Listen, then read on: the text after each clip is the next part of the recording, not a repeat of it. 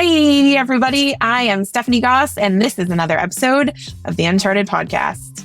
This week on the podcast, Andy and I are in the mailbag. We've got a great email from a medical director who is in a super busy practice that was recently acquired by a corporate group. And while the transition has actually been quite easy, they're starting to hear some grumblings from the team about the way that they're running the practice and their leadership style, maybe heading in the direction that they're just in it for the money. And this is something that I think a lot of people listening to the episode are going to find some commonality with, whether you're in private practice or corporate practice. We have a lot of fun diving into this one. So let's get into it, shall we? And now, the Uncharted Podcast. And we are back. It's me, Dr. Andy Roark, and the one and only Stephanie. Let's get down to business, Goss. Yeah, let's get down to business, Andy Roark. Let's get down. So fun. Let's get down to business. Yeah. Oh, man. My kids discovered Eminem. Have I told you that? It's funny. No. They're doing the teenage thing of being rebellious, but they don't really have the stones to follow through with it. They'll be playing Eminem, and I'll walk in, and they won't turn it off. And so I'll just stay in the room, and they'll try to secretly turn the volume down, like very slowly. And I just act like I have no idea what is this music from the late 1990s, early 2000s? What is this? Oh, that's funny. See, I am the opposite. I was like, hi, children, guess what you're going to listen to? All of the stuff that I listened to when I was young adult. It's a losing battle. Like the world, like the sensibilities of the world have just changed. My youngest daughter is into basketball. She started watching NBA and stuff, and I've gotten into basketball just because she's into it. And I'm like, I used to love basketball and watching ball. Sure. And then when my daughter shows interest in it, I'm like, I will re-engage with basketball if that's something we'll do together. And have you seen the commercials that come on during basketball games today? They would have made my mama blush deep red in the 90s. Oh, in the late 80s? Yeah. Oh, boy. You did not see. Nope. I don't watch TV for a lot of reasons, but that's not one of them. Probably should be, but it's not. Yeah. Although now I'm curious to go watch a basketball game. Oh, yeah. No, it's a bunch of advertisements for dudes who are getting older is what it's for. So we got a mailbag question from a medical director, and I thought this was such a good one. So their medical director, the practice recently went through a transition. They were acquired by a corporate group, and the transition's actually been great and pretty easy. Yeah. And the medical director was like, the whole team got raises. Everybody got some bonuses. It's been pretty smooth sailing. Mm-hmm. And recently, we've been implementing some changes. They added urgent care hours. They've started scheduling in a different way for the team. They're using power scheduling, so they're maximizing the number of team on days or times of day when they're busier and changing the length of the shifts and stuff like that. They've been asking the team to kind of step up and work a little bit harder, and they are regularly asking for feedback from the team. And recently, on a survey that they sent out, they got some pretty unpleasant comments in the feedback survey. And they said there was some comments where the team feels like the leaders of the practice are only worried about money and increasing business. And the medical director was like, well, yes, we're trying to run a healthy business, and I'm not sure that the team sees the bigger picture. Pets are obviously our number one priority, and we also have to run a healthy business. That's how everybody gets raises. That's how everybody gets bonuses. All of those things are tied together. And I'm not sure that the team sees that. And so I'm wondering how we can go about having a conversations with the team about goals and about the fact that it is a business. And I was just like, oh, this is going to be a fun one to unpack with Andy. Yeah, I like this a lot. Okay, this is not uncommon, especially in practices that transition from private ownership over to corporate ownership. Sure. And, I had a good friend who's run a practice for about 35 years call me, and it was almost like I felt he was calling me as a priest to confess to like his sins. It was this interesting conversation where he called me and he was like, hey, I just wanted to tell you that I have decided to sell my vet practice to a corporation. And, I've thought a lot about it. And it was funny because I was talking to him and I was like, where is this conversation going? But he kept using this language that made me feel like he felt really guilty about selling his practice to this corporate group. And finally I said, you're using language that makes me feel like you feel really guilty for this decision. And I didn't realize he was on speakerphone. His wife was in the background and she goes, he totally is. It's unbearable. And I realized, I think he called me because he genuinely was hoping that I would tell him it's okay. And so I did tell him it's okay. I think just sort of a headspace here, this is where the industry is going. I don't think it's going to be a place where there aren't small business owners. And I love the idea that vets can still own their own practice. They totally can. Absolutely. But, corporate ownership, it's here to stay. Yeah. And it's going to be normal. I don't think it'll be the overwhelming majority. I don't. But it ain't going away. I hate to say it, but it's been normal for a while. And I feel like we're still, I feel like there's this contingent of people in vet med still that just have this corporate is the big bad, and, making money and running a profitable business is horrible. We should be in it for the pets and for the love that we get for the pets. And the reality is, like, this is not new and it's not going away. I saw a video last night on Instagram, and it was this doctor who is a practice owner. She's a veterinarian and a practice owner. And she was talking about a message to all those people who have given up and sold their practices to corporate. And it was like a manifesto, video, it looked like some rebel organization. Like she was one step away from some flag in the background. It was like, whoa. I get it. I think I understood. I have always understood. I definitely understand if you're a small business owner and you see these massive companies with tons of resources and so much money behind them coming in, that's terrifying. It's terrifying that they are going to come in and they are going to make it so that you can't compete. That has not happened. Yeah. None of these groups have come in and shown an interest of putting other vets out of business. If anything, they have come in and raised the prices of services and provided upward pressure so that vet clinics could charge more for their services than what they were charging before if they wanted to. Again, I'm not trying to dismiss anybody, but I just don't live in this headspace of this is evil. I go, it is what it is. This is how it's going. That's kind of where the transition is happening. And again, that doesn't answer our writer's question, but I think it's important context, don't you? I do, because I think the reaction is understandable. The team's reaction, I think, generally comes from a different place. I'm not sure that the reaction of the team comes from the same place that the reaction against corporate comes from veterinarians and practice managers, because I think they do see things, just like in this clinic, they see things from different angles, right? The veterinarians, sometimes you have team members who have worked in corporate practice and have had bad experiences, and that colors them just to the experience overall. Any staff member, could be a vet, could be a, CSR, doesn't matter. We're colored by the experiences that we have. And the conversation that I always have with my colleagues is, I've had great experience working in corporate medicine, and I've had friends have horrific experiences working in corporate medicine. And you know what? The same is true in private practice. Some of the worst practices that I have ever been exposed to have been in private practice. And so we need to stop with the us versus them mentality, because to your point, there are pros and cons. And I would say from a purchasing perspective, and I can understand why someone would potentially feel some guilt around it, because as an owner, you work really, really hard to build a brand and an image and a place in your community for the most part, and a legacy to leave behind. And I think that there are a lot of practice owners who, especially older veterinarians, who grew up in their practice with the idea that there would be an associate that would come along and want to continue that legacy for them.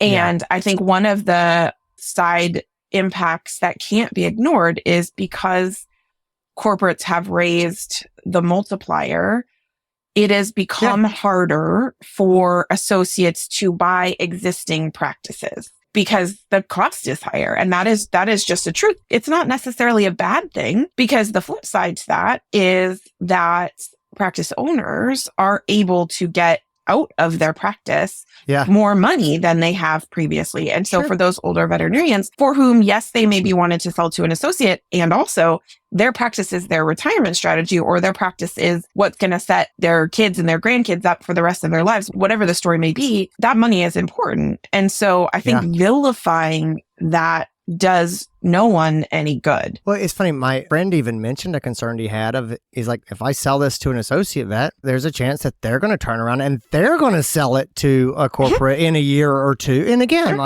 that sounds awful. Man, I've heard stories of that again and again of someone saying, I want to sell this to another vet, and they sell it to the other vet. And literally a year later, the other vet was like, man, I tripled my money in 1 year on the biggest purchase I ever made in my life. And you go, that feels bad. Yeah. And so anyway, I don't know. We could talk a whole episode about the sort of mentality of owner selling. That's not what we're talking about. That's a whole great conversation. But anyway, I think we should set that aside and say, you can see my perspective. Yeah. I don't think that selling your practice to a corporate group, I don't think it's morally bad. I understand it. Okay. Now, headspace, here we go. Empathy, right? We are all told that corporates and capitalism is terrible. And there are horror stories all over the internet about companies being terrible to work for. Just go and look at LinkedIn or anything that has business related, and you'll see people talking about their soulless, heartless corporation they work for, grinding them down. And I get it. I was listening to the radio driving home from the grocery store last night, and Dolly Parton's 9 to 5 was on. And I love it. I love Dolly. But seriously, like, when was this song made? The 80s? And she was singing about you're just a step on the boss man's ladder, you know, and basically they never give you credit. And I'm like, nothing has changed in some ways of like, oh, that's kind of how it is. And so anyway, the reaction of the team to say, we have been sold to a corporation and now it's going to be terrible.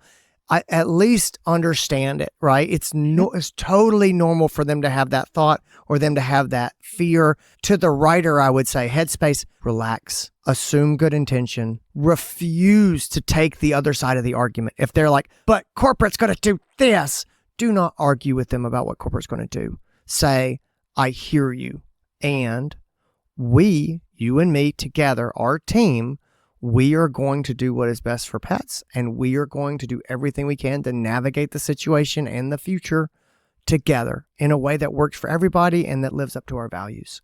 And they're going to say, but corporate is evil. And you go, tell me about that. Why specifically? What are you worried about? What are you concerned about? And so honestly, I think that's probably going to be step one on the action steps is hear them, validate fear, but don't let the conversation say into things like, this is bad, this is greedy. And you say, okay, well, tell me more about that. What exactly feels greedy? What exactly are you worried about? That's going to be part of it is getting into, what are you really saying? Like, what are you really seeing that actually exists that bothers you? Not just what do you think might exist in the future, but what exactly are we looking at right now? Empathy. The unfortunate truth is, every action has consequences, right? Good, bad, or indifferent. If you sell to a corporate group, it's going to have consequences. And if you don't sell to a corporate group, it's going to have consequences. And ultimately, we're all just trying to make our way. We can find a middle ground with the team here. Like, we can hear them, we can talk to them, we can find a middle ground.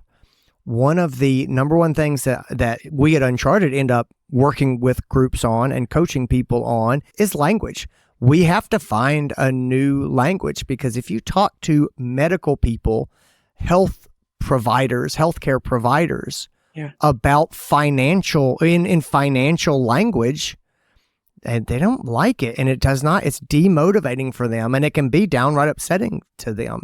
Yeah. And if you are the medicine person, you are the healthcare provider, and you go and try to talk to the operations person, the business person, and you talk to them in language of compassion and well-being, it can be really frustrating for you because that's not, those are not the metrics that they're being held accountable to. And so that whole interaction between the business and the medicine, it can be really frustrating. And for a lot of people, they've never had to switch languages before because the owner of the whole company was right there shoulder to shoulder and spoke fluent medicine language. And so this is just a new skill. It's a skill of going back and forth between these worlds.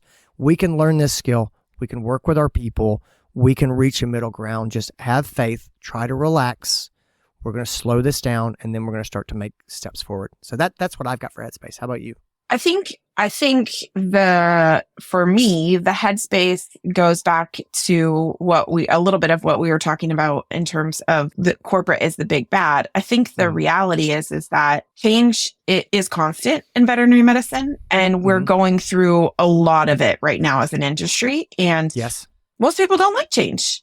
Shocker.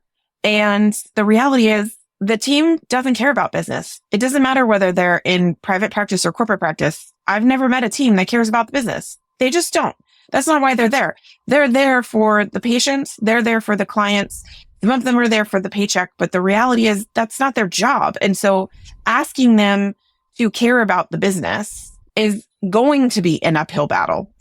So as a leader, if you're going into it hoping that you can just explain why you're making the choices that you're making and have them be on your side, you're not going to get very far, I don't think. And so from a Headspace perspective, I think it's important to think about how do you, to your point about language, how do you figure out what the middle ground is so that the team, you can lean into your relationships with the team. Hopefully there is one. Hopefully you're not brand new as a medical director and manager combo. It doesn't seem like it from the letter. It seems like they were there maybe before the acquisition. Lean into the relationships with the team and help them understand why you're doing your job the way that you're doing your job. Because the reality is they're not going to care about the business. They're not going to care about the fact that you're stuck in the middle. Because the reality is when you work in a corporate structure, your job as a hospital leader is the middle ground between the home office and the practice. And it's lonely in that position sometimes, a lot of the time. And so your job is to be in the middle. And so you have to figure out how to speak their language in a way that will allow you to do what is best for the hospital. And I think that sometimes for me, that's where the action steps start, because sometimes what is best for the team is to do what is being asked for you. And sometimes what is best for the team is to be creative about your processes. I completely agree.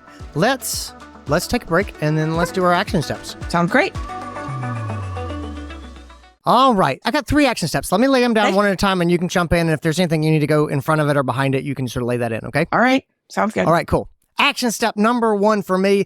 Stephanie, tell me if you agree. I think at this point, if the team is really pushing back and there's grumblings and it's not 1 or 2 people, it's time for a reset meeting, right? That's always my thing, is if you have a behavioral problem with 1 or 2 people, we're going to have some one-on-ones. If it has gone systemic, it's time for a reset meeting. So we're going to have a heart-to-heart with the team about why did we do this? Ideally, it's great to have this conversation when the transition is happening and saying, guys, this is what's going on and this is the why right here. I don't know how that was done. Maybe it was done well. Maybe it was not done well. Maybe it was completely skipped. It's awkward. I think a lot of people, it's straight up awkward, is you're like, hey, I don't know what to tell you. This is what we decided to do. And I think there's an art to it. But regardless of that, now is the time. It's time to huddle up and have a heart-to-heart. So the big thing is, I think you should circle back to your why and you should say, why did we do? Let me talk about why we made this choice. I think you need to talk to them in a language and in a way that makes sense to them beyond just the straight dollars and say things. Again, it was funny when I was talking to my friend and he was sort of confessing to me in this way that sort of feel guilty. He was like, he was very open. And again, this person is a wonder. I would love for this person to be my boss. I think he's just wonderful. But he was like, I'm not getting younger. I'm 60 years old and I can see that I'm not able to do the things that I wanted to do, and I want to enjoy, the last part of my life, and I can see that it's time for me to move on, and there's a transition plan, and he said, I was the first, he said, my brother and I were the first people in our family to go to college, and the idea of me being able to pay for my grandkids to go to college, that's just something that's huge. I can't pass up. And I said, that's the dream, man. Like that is the dream. And so I think that, again, we are a profession full of compassionate people. And I think you tell your team that and say, I'm not getting younger. This was the decision I need to make. I needed to make this choice that was right for my family. And this is what it's going to do. And then after you said why you decided to make this choice and sell, then tell them why you chose this organization. What is it about them? And if you're like, oh, they straight up paid me the most money, I wish we'd thought about this, before we just took maybe it's not always. Maybe figure out a way to reframe that. But even then, again, I would say this, and again, there's a little quick side note. I'm feeling we probably got some people listening right now who grabbed on at the very beginning, ignored my terrible 6 to 7 inches joke, and then we're like, oh, let's talk more about being a practice owner. There are realities for you that you have to own, and part of it is you are selling this thing. It is not yours anymore. Right. And once you sell it, it doesn't matter what you were told about what would change or would not change. That is only as good as the person who is in charge of the whole organization. Once you sell it, it's sold and it's not yours anymore. And I think a lot of people didn't really get that. They really wanted to believe that they could sell the practice and still control the practice. And those people have had a hard couple of years. If you're going to do it, my advice is, sure, look at what you can sell your business for. But if you love your practice, and the vast majority of owners love their practice, it's their baby, you want to look at other things besides the bottom number about what do you want your legacy to be? Where do you think your people get taken care of? Where do you think that you're going to be happy when you look back and see what your practice is like 10 years from now? And so anyway, I think there's part of that. Why did you choose this corporate group? Like, what are their values? What do you think they'll be able to do for the pets, for the clients, for the community, for the staff? And the last thing is, given that this is where we are, what are the values that your current leadership has? What do you guys believe? Is your value truly maximizing shareholder return? Is that really what it's? The answer is no. Of course, that's not what clinic leadership is in it for. They're not here to make the stock price go up. Right. What are they here for? We need to communicate about what we really value. So anyway, that heart-to-heart conversation about why are we doing this and what are our values and what are the values of the organization we're with, that's got to be the starting place. And I think if you're past that point, like you said, if the sale happened a while ago and the team is just struggling with what is happening here and now, for me, I think the starting place is looking at the why in regards to the changes that you're making, because your team sees you as a person. And while they may be vilifying you a little bit as a leader right now, if they're looking at it from the perspective of, oh, you're just the mouthpiece for corporate, or you're the go-between, or whatever, if there are changes that are affecting them and they do feel really strongly about it, understanding why you're making those changes is as important, to your point, Andy, about why as an owner did they decide to sell. Because for me, I never did anything that a leader asked me to do just because they asked me to do it. I had to understand why what was in it for me, and not for me, but for my team. So in this regard, like if I was being asked to make changes to the way that my hospital was scheduling our staff, for example, what's the why behind it? Well, yes, we want to increase the bottom line for the hospital to run a more profitable business. But I also always looked at it from the perspective of, well, if we can increase the hospital revenue, then I'm going to generate more money from a budgetary perspective to give more staff raises or to buy a new piece of equipment or whatever the thing is. That's your job as being the person who runs the business. And so that is the middle ground translation that your team can understand. Mm-hmm. So if you're working towards something for a reason, your team should understand that reason. And if your only reason is because you're being asked to do it, I would say as a leader, you best go back to square one and get a better reason, because that's not I don't know. I would struggle with that. I think that you need to understand why you're doing the things. Sometimes we do things because we want to do a good job. Okay. Explain that to your team because they do care about you. Like if you're feeling pressure from your boss or you're getting handed something and it's been made important for a reason, you better get clear on that reason because your job is going to be to try and explain that to the team. And so I think looking at that why, even if it's something as simple as, why you're changing your scheduling style, that's important for you to be able to understand or explain to the team. Yeah, I completely agree with that. So I think that whole conversation around why and the values and what we're trying to do and how this impacts the purpose and the mission that people came for, I think that's important. That's number one for me. Number two is a complete shift in strategy. Okay. I would set all of this aside and then just recommit to building relationships with the people that I lead.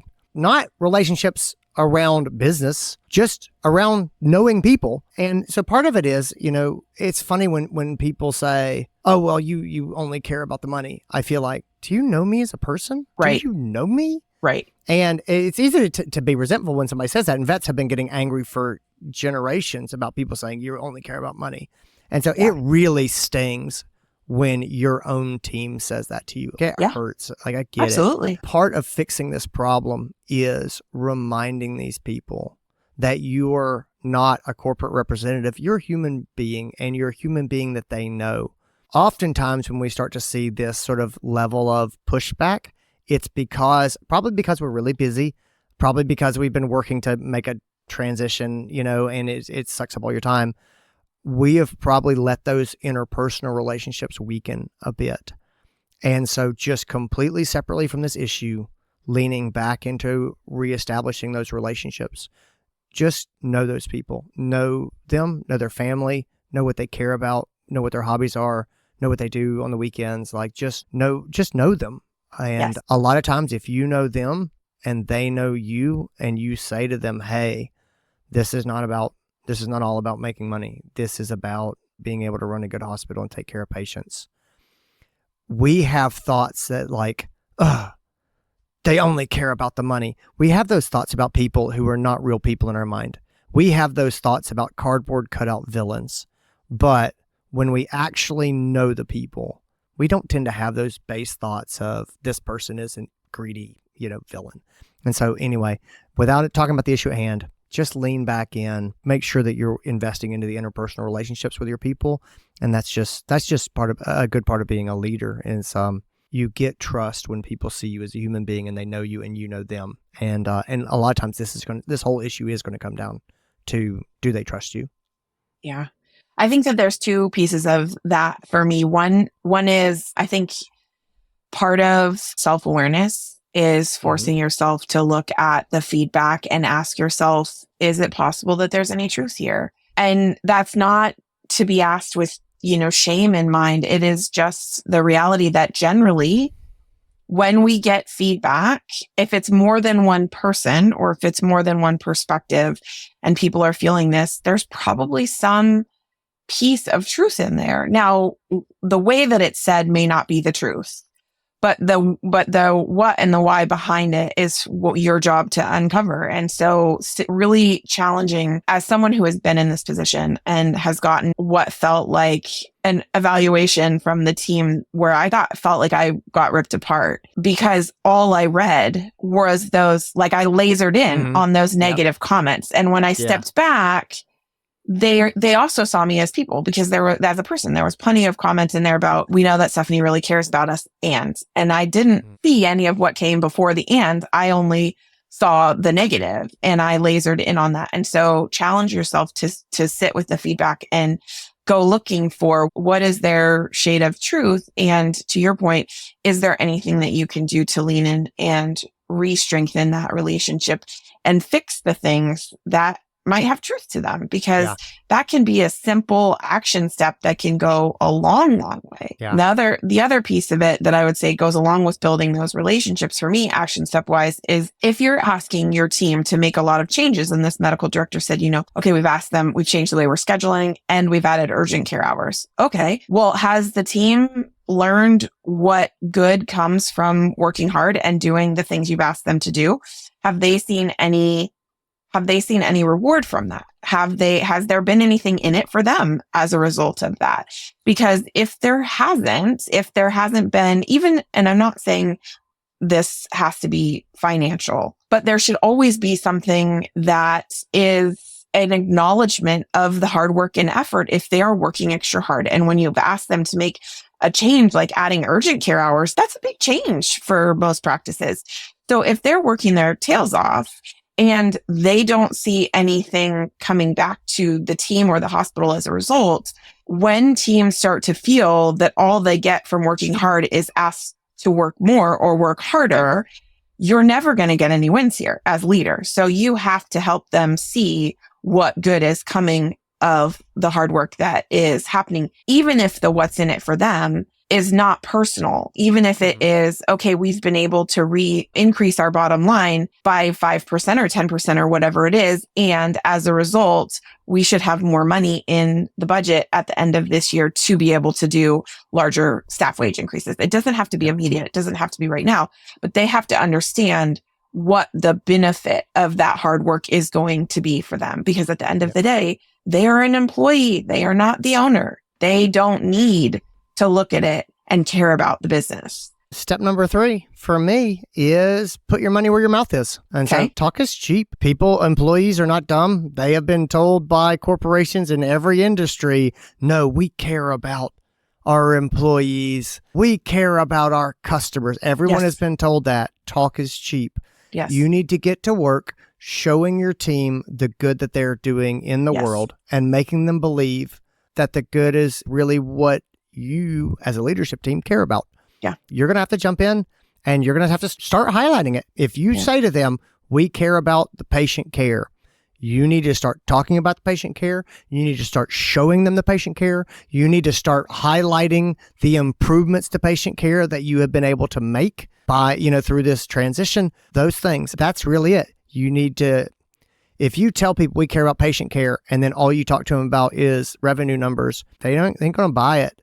And so you really do have to, if you tell them these are the values, you need to get to work showing them the values. And if your company doesn't actually care about anything but profit and your clinic leadership is focused entirely on revenue, you are going to have a very hard time pulling that off. And I don't have advice for you because that's it. Therein lies the rub. And so I take the writer at their word, and I think it's true that they have good reasons for making this sale and that they truly care about their employees and the patients, and that's what they're focusing on. I would say start figuring out how to make this invisible caring into something tangible and visible the employees can see. And you talk about it, and you need to show it to them, and you need to show it to them again, and you need to show it to them again, and you need to be consistent. And if you can't do that, that's going to continue to be hard. Yeah. And so anyway. I agree 100%. The reality is the job as a hospital leader in a corporate structure, whether it's corporate structure that is owned by one person or a corporate structure that has a board and shareholders, the reality is your job is to be in the middle ground. You have to balance listening to your team and doing a job of running the practice. You do that in private practice too.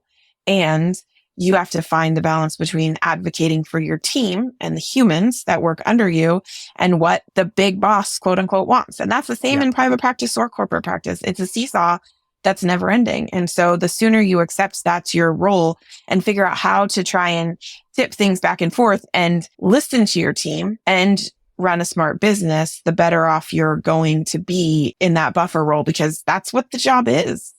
Yeah, I agree.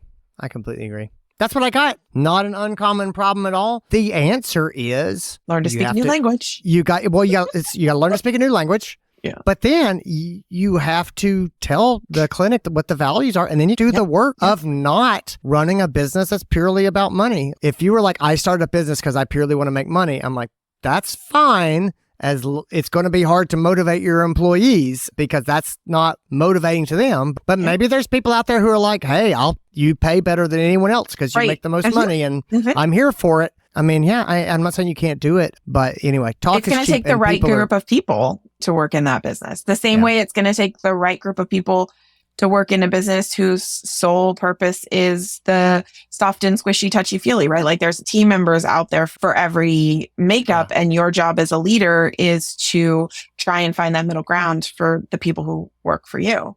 Exactly. That's it. All right, man. That's what I got. All right. This has been a fun one. Take care, everybody. Have a great week. Thanks, everybody. And that's a wrap on another episode of the Uncharted Podcast. Thanks for joining us and spending your week with us. If you enjoyed this week's episode, head over to wherever you get your podcasts and leave us a review. It's the best way to let us know that you love listening. We'll see you next time.